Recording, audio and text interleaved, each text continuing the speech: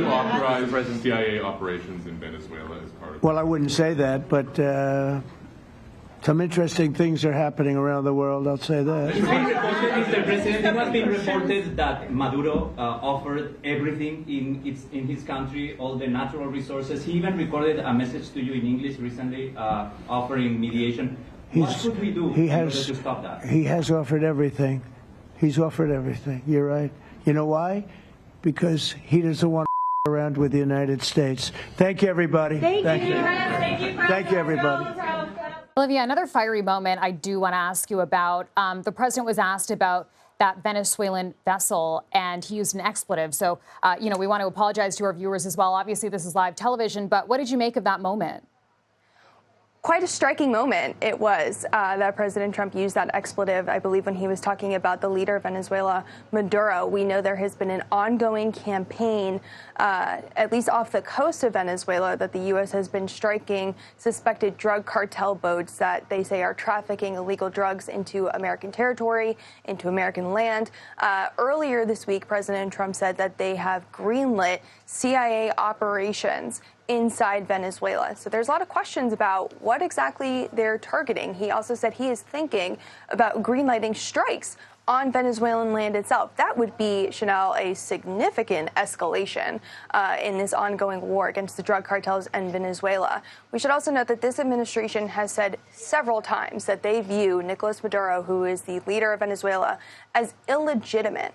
They have not said the words regime change yet. Those are the key words that we are waiting to hear if this administration supports regime change. They have not said that yet, but they do view him as illegitimate. And President Trump using an expletive when talking about the situation on the ground and the leader there and how to view this conflict between the U.S. and Venezuela that seems to be heating up. Okay, a lot of threads to pull on there. Olivia Rinaldi, thank you. U.S. military struck a vessel suspected, keyword, suspected of carrying drugs in the Caribbean Sea on Thursday. It did not kill everyone on board. This marks the 6th known attack in that area in the last month. But it's the first in which there are survivors.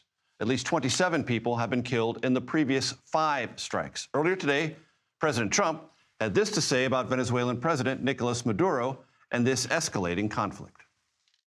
He's offered everything. You're right. You know why? Because he doesn't want around with the United States. Expletive deleted, as you can probably discern for yourselves. Eleanor Watson joins me now. Ellie, that is our affectionate name for you here at CBS News. Catch us up on the scale of what has gone on and a significant change in the head of Southern Command that appears to be wrapped up in this in one way or the other.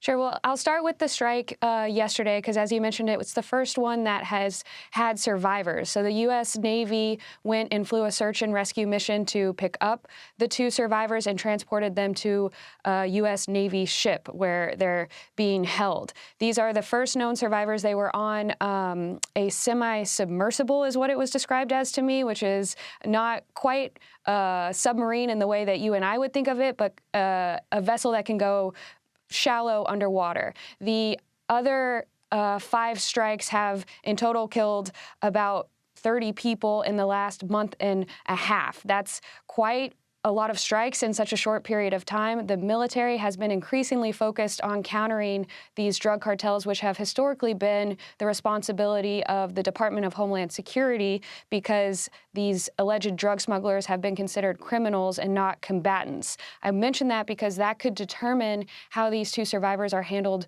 going forward, that distinction, whether they are held as law of war detainees or as transferred to civilian law enforcement, as is traditionally done. Amid all of this, the head of U.S. Southern Command, in a surprise move yesterday, announced that he's going to retire early.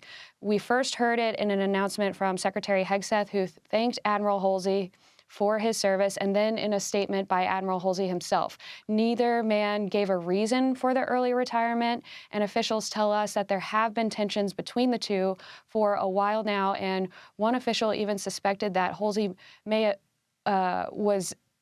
speculated that Halsey may have been on the chopping block to be fired in the days ahead of yesterday's announcement. With his early retirement, though, that'll tee up a confirmation hearing in the Senate for the next commander of U.S. forces in that region who can answer some questions senators definitely have about the end goal here in the Caribbean. Southern Command is the one overseeing these operations in the Caribbean, and Admiral Alvin Halsey was in year one of a 3-year term as the head of Southern Command, creating all sorts of uncertainty and questions about the circumstances of his resignation, and that will certainly come up when there's a confirmation hearing for his replacement. Eleanor Watson, as always, thank you very much.